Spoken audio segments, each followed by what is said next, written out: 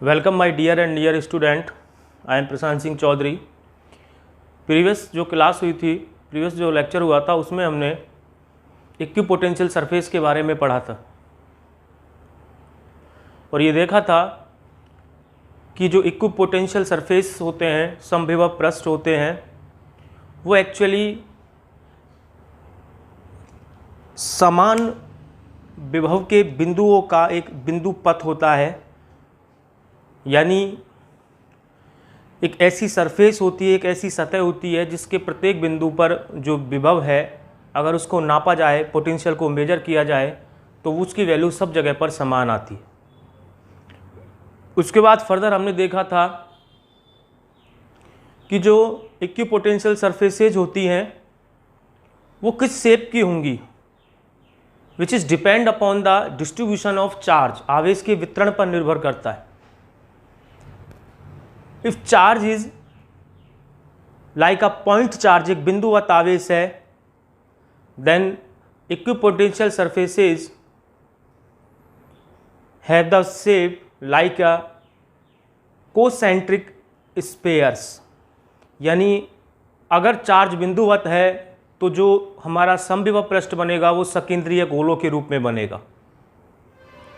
आप कितने भी गोले बना सकते हैं और प्रत्येक जो स्फीयर होगा, जो गोलीय कोश होगा, उसके प्रत्येक बिंदु पर विभव समान होगा।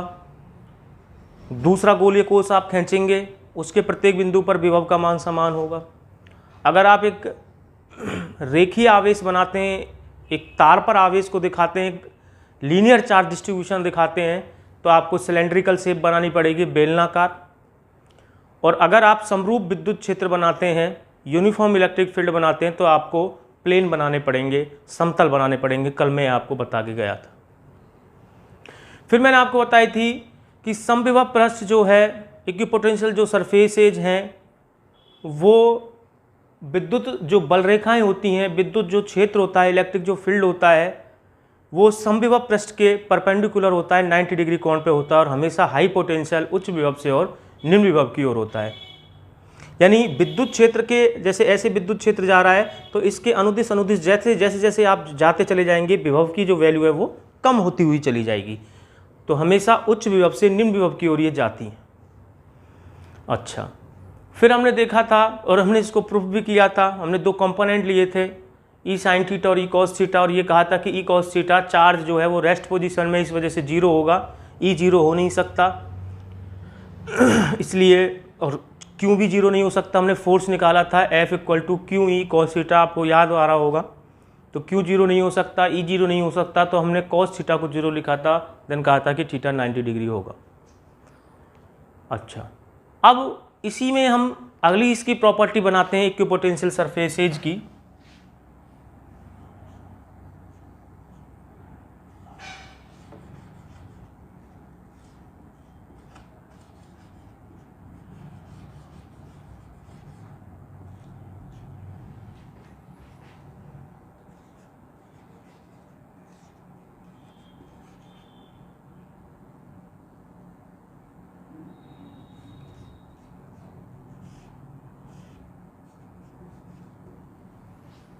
देखें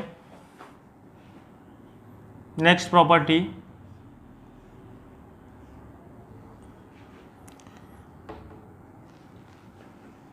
समविभव पृष्ठ पर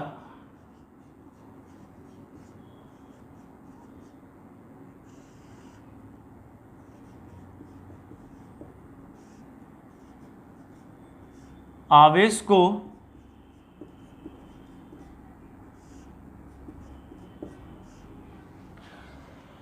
एक स्थान से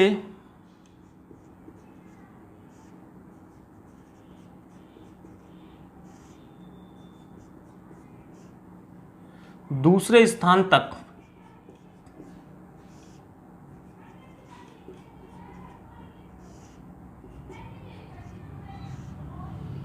ले जाने में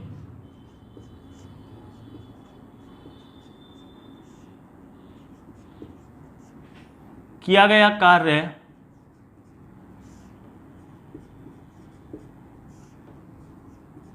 इंपॉर्टेंट 0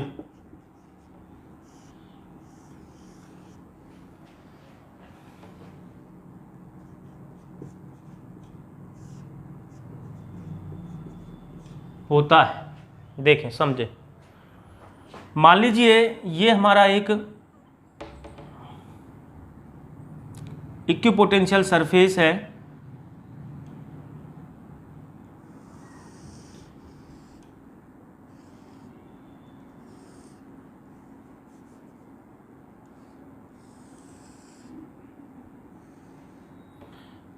और आप इसके एक पॉइंट ए से बी तक कैपिटल क्यू चार्ज को मूव करवाना चाह रहे हैं। ठीक है, अब यहाँ ए पर जो पोटेंशियल है, विभव है, वो मैंने कहा मान लीजिए वी ए है, और बी पर पोटेंशियल क्या है, वी बी है। तो according to the property of equipotential surfaces, the value of electric potential at point A it means V A and at point B it means V B will be equal. क्योंकि equipotential surface की एक definition है कि इसके प्रत्येक बिंदु पर, प्रत्येक पॉइंट पर जो विभव है उसकी वैल्यू समान होती है। तो ए पॉइंट पर जितना विभव होगा वही विभव आपको बी पॉइंट पर मिलेगा। तो वी ए इक्वल टू होगा वी बी। ये है according to property of equipotential surfaces.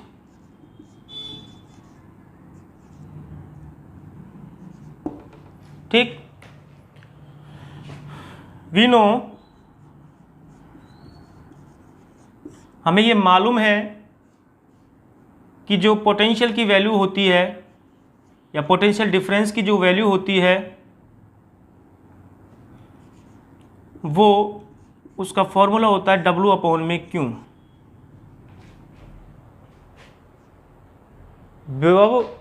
विभवांतर का जो मान होता है वो W अपॉन Q होता है।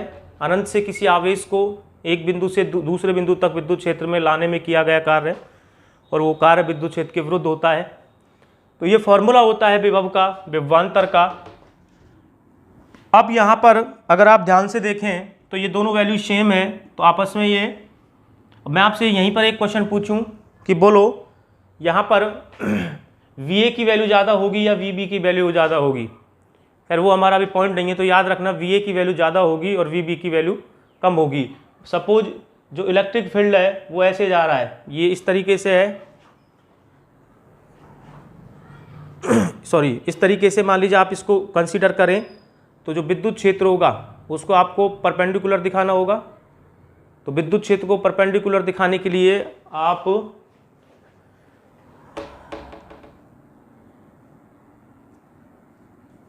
मैं बी पॉइंट को यहाँ बना देता हूँ, ये आपका ए पॉइंट हो गया और ये आपका बी पॉइंट हो गया। यहाँ पोटेंशियल है वी बी, अब आपको अच्छे से समझ में आएगा। ऐसे क्यों पोटेंशियल सरफेसेज है तो 90 डिग्री पर इलेक्ट्रिक फील्ड इस तरीके से होगा। देखिए जरा 90 डिग्री का कोण मिला, यहाँ पर ए पॉइंट है और यहाँ पे बी पॉइंट है।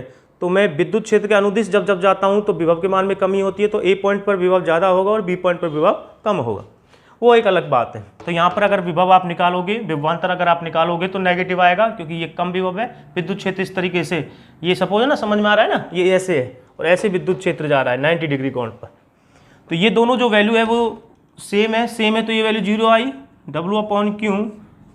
तो यहाँ से W की वैल्यू कितनी आ गई, 0। तो आप चार्ज को जब एक स्थान से दूसरे स्थान तक ले जाते हो तो इक्विपोटेंशियल सरफेसेज में कोई कार्य नहीं होता है, किसी तरीके का कोई कार्य नहीं होता है। कार्य का मान कितना आता है, 0 आता है। नेक्स्ट प्रॉपर्टी देखें, एक चालक सतह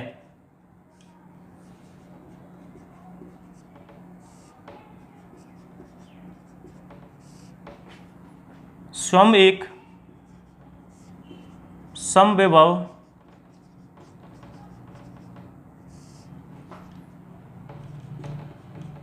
पृष्ठ होती है। क्या मतलब है इसका? एक जो कंडक्टिंग सरफेस होती है, जैसे किसी मेटल की बनी हुई है, आयरन की, वो खुद एक समविभव पृष्ठ होती है, यानी उसके प्रत्येक बिंदु पर जो विभव है उसकी वैल्यू समान आती है। जो एक चालक सतह होगी, एक कंडक्टिंग सरफेस होगी, वो खुद एक समविभव पृष्ठ होती है। आइए इसको जरा समझते हैं कि चालक सतह कैसे एक समविभव पृष्ठ होती है। इंपॉर्टेंट बात है ये, ध्यान से समझिएगा। मैंने एक चालक सतह बनाई,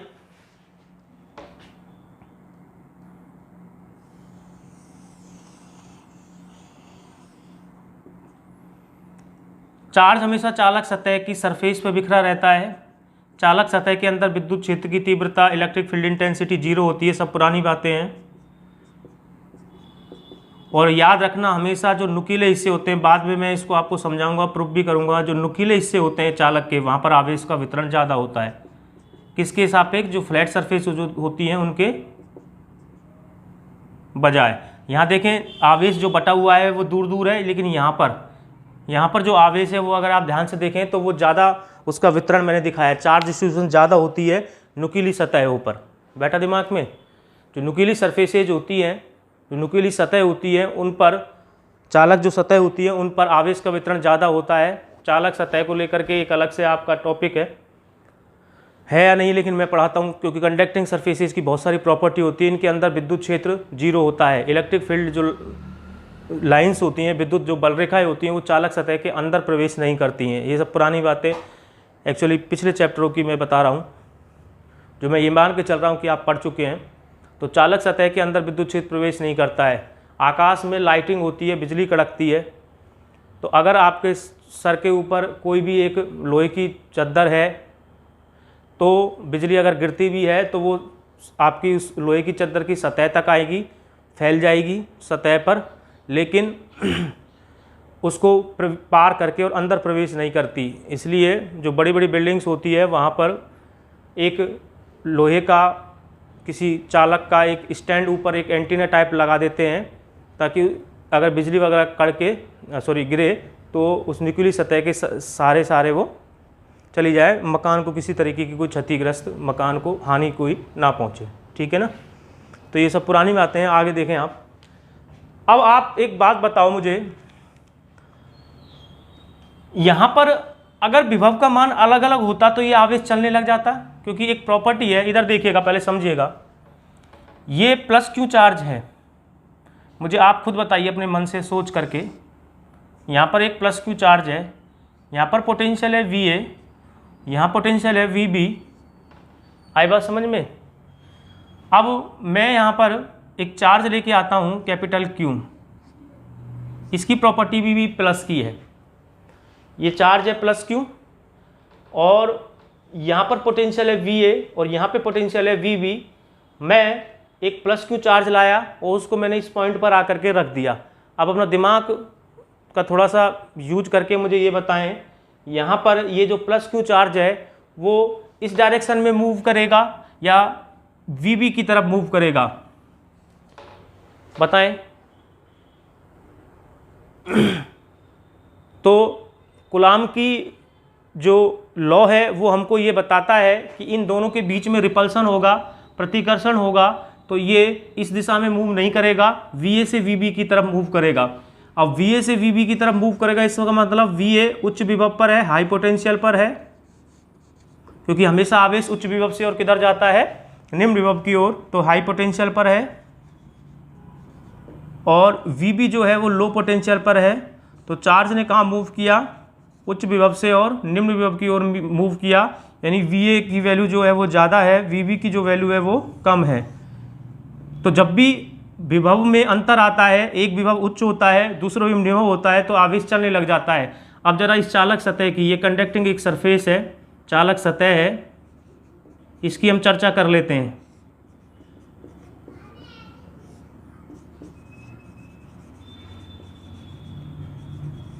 ये एक कंडक्टिंग सरफेस है, तो इसकी हम चर्चा करते हैं।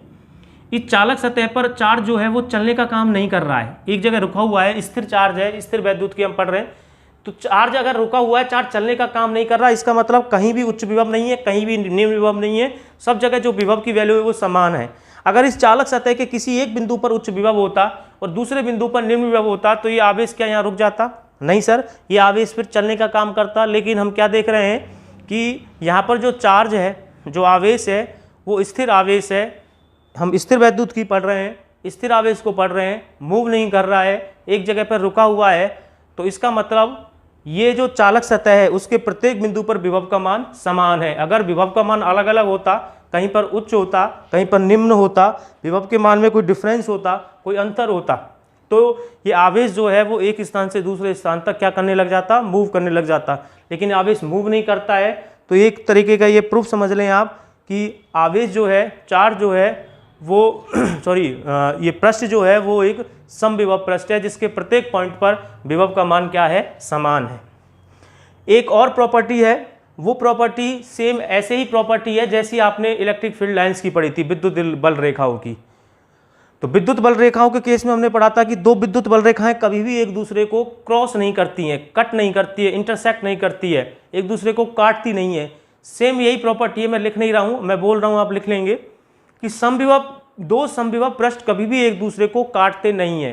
लॉजिक वही है जैसे हम विद्युत बल रेखाओं में देखा करते थे, जहां पे काटती हैं वहां पर हम स्पर्श रेखा बनाएंगे। जैसे विद्युत बल रेखाओं में हम देखा करते थे कि मान लीजिए सपोज दो विद्युत बल रेखाएं हैं जिन्होंने एक दूसरे को काट दिया, जैसे एक विद्युत बल रेखा ये है और दूसरी विद्युत बल रेखा ये है, तो ये जो पॉइंट ऑफ इंटरसेक्ट होगा यहाँ पर एक, इसके लिए मैंने एक स्पर्श रेखा खींची, दूसरी के लिए मैं एक और स्पर्श रेखा खींचूंगा, तो विद्युत क्षेत्र की दो दिशाएं होंगी, विच इज नॉट पॉसिबल। ऐसे ही समविभव पृष्ठ भी एक दूसरे को काटते नहीं हैं, कभी भी क्रॉस नहीं करते, इंटरसेक्ट नहीं करते हैं। ये समविभव के बारे में, समविभव पृष्ठ के बारे में कुछ बेसिक जानकारियाँ थी जो मैंने आपको बताई हैं। अब हम आज का एक नया टॉपिक लेने वाले हैं, वो सुनिएगा।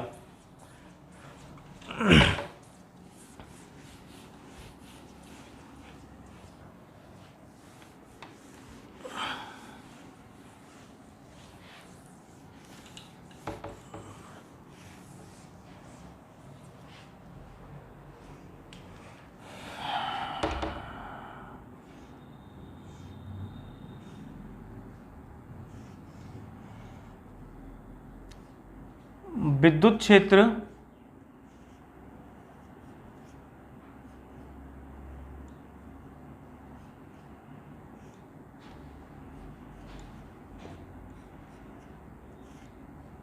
की तीव्रता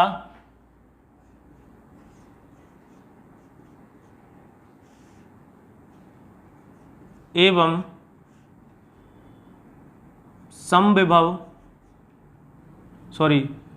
विभव, विद्युत विभव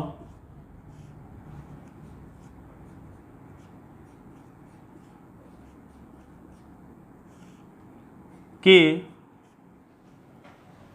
मध्य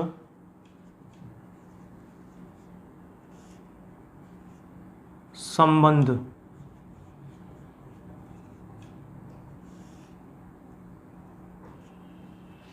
ठीक, यानी relation between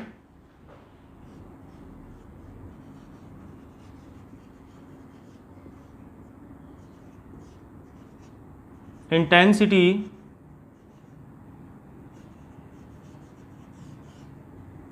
of electric field and electric potential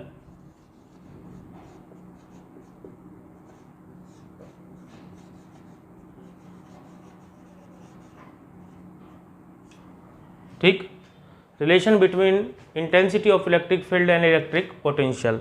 इस टॉपिक को पढ़ाने से पहले मैं दो तीन बातें आपको समझाना चाहूँगा जो आप ध्यान रखेंगे। पहली बात, ये टॉपिक हल्का सा, थोड़ा सा कॉम्प्लिकेटेड है। जब मैं स्टार्ट करूँगा तो आपको कुछ भी समझ में नहीं आएगा, ये मैं गारंटी दे रहा हूँ। जब तक वीडियो का एंड नहीं होगा, अंत नहीं होगा, तब तक आप इसको बारीकी से बस सुनते जाएंगे, सुनते जाएंगे, सुनते जाएंगे, सुनते जाएंगे। जब मैं लास्ट में कह दूंगा कि हाँ अब आपको समझ में आने लगा होगा, तो आपको पूरी कहानी ऊपर वाली नीचे वाली सब कुछ समझ में आ जाएगी। जितने हो सके उतने एग्जाम्पल्स दे करके मैं आपको समझाने की कोशिश करूँगा। इस चैप्टर को लेकर के बहुत सारे मिसकंसेप्ट आपको देखने को मिल जाएंगे, समझ में आई बात। बहुत सारे एक कन्फ्यूजिंग चीज़ें आपको देखने को मिलेंगी, लेकिन हमें रियल कंसेप्ट पढ़ना है, जो कंसेप्ट वास्तव में इससे संबंधित है वही कंसेप्ट पढ़ना है। इम्पॉर्टेंट टॉपिक है, ध्यान से समझेंगे आप इसको, शांति से सुनेंगे बात। इस टॉपिक को मैं 2 पार्ट में डिवाइड कर रहा हूँ। विद्युत क्षेत्र आप जानते हैं, या विद्युत क्षेत्र की तीव्रता आप जानते हैं, 2 तरीके का पॉसिबल है। ये यूनिफॉर्म हो सकता है, यूनिफॉर्म से मेरा मतलब एक समान विद्युत क्षेत्र हो सकता है, और असमरूप विद्युत क्षेत्र हो सकता है, नॉन यूनिफॉर्म हो सकता है। एक समान विद्युत क्षेत्र से मतलब क्या होता है? एक समान विद्युत क्षेत्र से मेरा मतलब है जिसकी वैल्यू स्थिति के सापेक्ष, जिसका मान स्थिति के सापेक्ष सब जगह एक जैसा हो, उस विद्युत क्षेत्र को हम एक समान विद्युत क्षेत्र कहते हैं, जिसका मान कहीं भी ना चेंज करे। मैं ये संबंध 2 तरीके के विद्युत क्षेत्रों के लिए उत्पन्न करूंगा। मैं 12th क्लास से बात ही नहीं कर रहा हूं, आगे भी आप जब जाओगे कहीं भी इस टॉपिक को लेकर के या किसी भी टॉपिक को लेकर के आपको प्रॉब्लम फेस नहीं करना पड़ेगी। ये चीज़ें आपको तब समझ में आएंगी जब आप फर्दर कहीं तैयारी करेंगे नीट की या IIT जी की, तब आपको समझ में आएगा कि हमने हमारा बेस ठीक बनाया था, हमने कंसेप्ट सही रखे थे, तो आज हमें प्रॉब्लम्स नहीं आ रही है। अदरवाइज आप 12वीं में तो स्कोरिंग कर लेंगे, अनडाउट सब करते हैं, सब जगह ही करते हैं, लेकिन जो कंसेप्ट मैं बता रहा हूँ, जो बार बार मैं रिपीट करता हूँ, physics is not a theory, वो यूं ही रिपीट नहीं करता। आप समझने की कोशिश करें, बैठा दिमाग में कंसेप्ट बनाएं, कंसेप्ट, ताकि आपका जब नींव मजबूत होती है, बेस मजबूत होता है, तो आप कहीं नहीं अटकेंगे। चीज़ों को समझने की कोशिश करें, उनको रटने की कोशिश ना करें। तो मेरी बात सुने आप, मैं 2 तरीके से इसको बांट रहा हूँ। एक बेटा समरूप विद्युत क्षेत्र यूनिफॉर्म के लिए, और फिर हम पढ़ेंगे असमरूप के लिए। तो पहले मैं पढ़ रहा हूँ समरूप विद्युत क्षेत्र के लिए। Number first,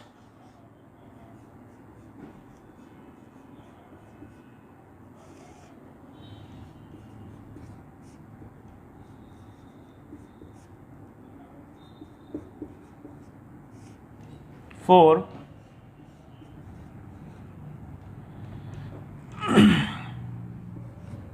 uniform electric field. ठीक है, अब क्या है इसको समझने की कोशिश करिएगा। देखिए, ये हमारा एक समरूप विद्युत क्षेत्र है। दिखाने का तरीका स्ट्रेट लाइन दिखाते हैं, उनकी डिस्टेंस बिल्कुल बराबर रखी जाती है।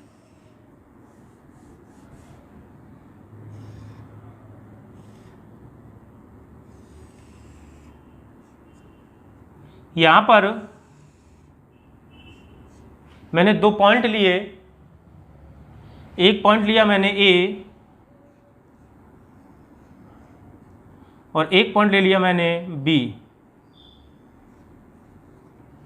ठीक है, मेरे पास में प्लस क्यू एक चार्ज है। उस क्यू चार्ज को मुझे ए से बी तक पहुंचाना है। ए से और कहां तक पहुंचाना है? ये समरूप विद्युत क्षेत्र, ध्यान रखिएगा, E vector, uniform electric field.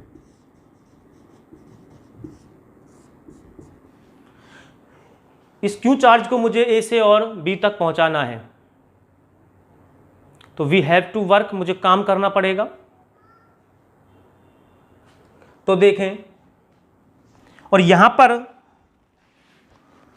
Potential की जो वैल्यू है वो VA है, और यहां पर पोटेंशियल की वैल्यू VB है।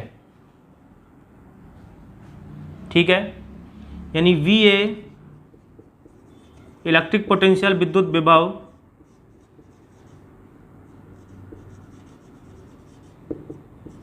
Eight point A,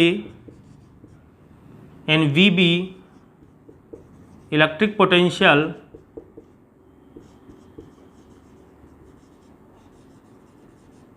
eight point B। ठीक, तो मुझे ए से और कहाँ पे पहुँचाना है? बी पे पहुँचाना है। ठीक, तो हमें काम करना पड़ेगा, वर्क करना पड़ेगा। तो विद्युत क्षेत्र या विद्युत बल द्वारा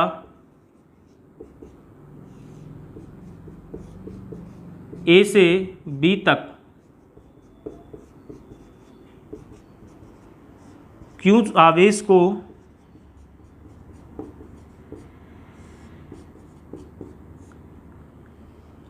ले जाने में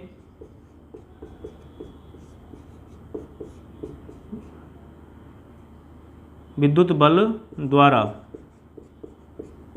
किया गया कार्य,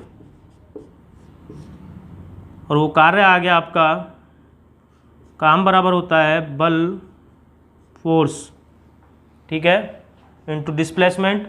बल की वैल्यू कितनी होती है, you know, Q E into displacement यानी विस्थापन, which is A B vector, A से और बी तक का वेक्टर। अच्छा,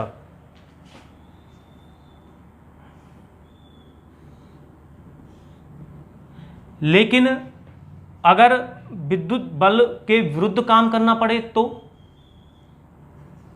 एवं विद्युत बल या विद्युत क्षेत्र की बात है, विरुद्ध कार्य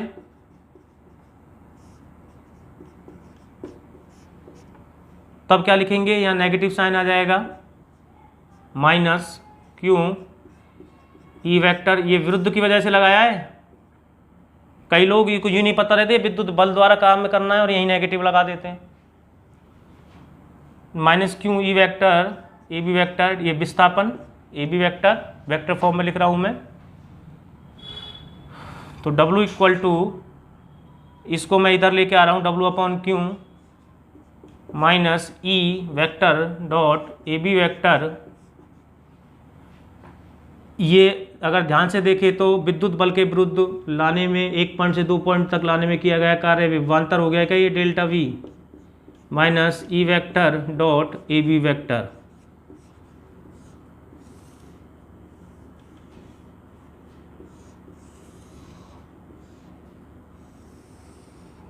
ठीक, इस ए बी वेक्टर का मतलब समझना, ये बहुत इंपॉर्टेंट बात है,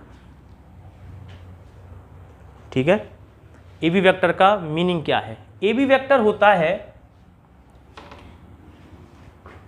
आपको मान लीजिए चार्ज को ए से बी तक लाना है, आप ले गए चार्ज को, ठीक। अब यहां से और यहां तक की डिस्टेंस होती है नो, इस ए बी वेक्टर का मतलब है यहां से एक परपेंडिकुलर ड्रॉन करें और ये जो सेपरेशन होगा, ये सेपरेशन, इसको कहते हैं ए बी वेक्टर, जिसको मैं डी आर वेक्टर से शो कर रहा हूं। यानी यहां पर ए बी वेक्टर का मतलब क्या है, ये डी आर वेक्टर। ये बस इंपॉर्टेंट बात है इसमें समझने की। ये कोई एक ए पॉइंट है और वहां पर कोई बी पॉइंट है, तो आप या इसको इससे मिलाएंगे, उसके बाद में एक परपेंडिकुलर ड्रॉ करेंगे और परपेंडिकुलर ड्रॉ करने के बाद में ये जो सेपरेशन आएगा दोनों के बीच का, ये होता है ए बी वेक्टर या डी आर वेक्टर। बैठा दिमाग में कुछ, ये डी आर वेक्टर, ये इसमें बहुत इंपॉर्टेंट बात है, इसको कहते हैं इफेक्टिव सेपरेशन, प्रभावी, दोनों के बीच में प्रभावी जो अंतर है, डिफरेंस कितना है, ये है डी आर वेक्टर। कई लोगों को तो यही नहीं पता रहता कि ये डी आर वेक्टर है क्या चीज, समझ में आई बात? वो इसी को डिस्टेंस, इसी को समझ बैठते हैं बस। नो, इंपॉर्टेंट बात है। मैंने पहले कहा था इस टॉपिक में बहुत सारी आपकी जंग छूटेंगी, गलत कंसेप्ट बना के बैठे रहते हैं, बट दिमाग में यही नहीं पता ये डी आर वेक्टर क्या है। ये है डी आर वेक्टर, दोनों के बीच में सेपरेशन, या इसको इसे 20 तक मिलाया, यहाँ से परपेंडिकुलर ड्रॉ करने के बाद में जो ये सेपरेशन आएगा वो डी आर वेक्टर है। इंपॉर्टेंट बात है ये। कुछ बैठ रहा है कि दिमाग में? यूनिफॉर्म इलेक्ट्रिक फील्ड था ये, तब बात की है हमने। ये समझना बड़ा इंपॉर्टेंट है आपको, और इसको आप चाहे डेल लिख दें चाहे डी लिख दें, एक ही बात है, उससे फर्क नहीं पड़ता। ठीक है, तो डी वी बराबर minus E vector dot D R vector. अब समझ में आया, ये इफेक्टिव सेपरेशन होता है डी आर वेक्टर। ए को बी से मिलाओ, उसके बाद आपको लंब डालना पड़ेगा, फिर दोनों के बीच में जो अंतर आ रहा है वो डी आर वेक्टर है। कई लोगों को तो ये डी आर वेक्टर के बारे में नहीं पता रहता कि ये डी आर वेक्टर क्या है। समझ में बैठा? इससे रिलेटेड बहुत सारे एग्जाम्पल करेंगे अपन, क्योंकि इसको समझने के लिए एग्जाम्पल करना बहुत ज़रूरी है, वरना ही समझ में नहीं आएगा। अभी कुछ नहीं पढ़ा है मैंने। और यहाँ से अगर आपको v की वैल्यू निकालनी हो कभी, सॉरी e की वैल्यू निकालनी हो, तो बहुत आसान है। E vector equal to minus D V upon में डी आर निकाल दें आप। कर सकते हैं ना ये? बैठा दिमाग में कुछ या नहीं बैठा? यहाँ से आप ई की वैल्यू भी निकाल सकते हो। इसका अगर आपको मैग्नीट्यूड लेना है तो माइनस को हटा दो, केवल परिमाण लेना है तो माइनस नहीं आएगा। बैठा दिमाग में? अभी ये टॉपिक पूरा नहीं हुआ है, यहाँ तक बनाए रखिएगा। ओके, बाकी अभी एक कल पूरा होगा। Thank you.